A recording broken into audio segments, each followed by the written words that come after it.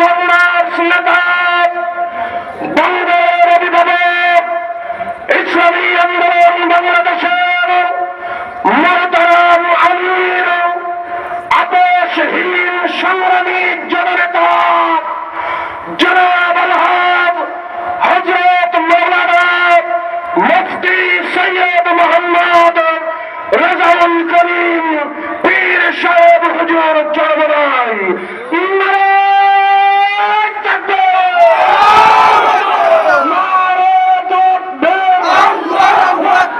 ইসলামী আন্দোলন বাংলাদেশ নেতা নাই নীতি চাই, যোগ্য নেতা পরিষি ভাই, সকল দলের খেলা শেষ।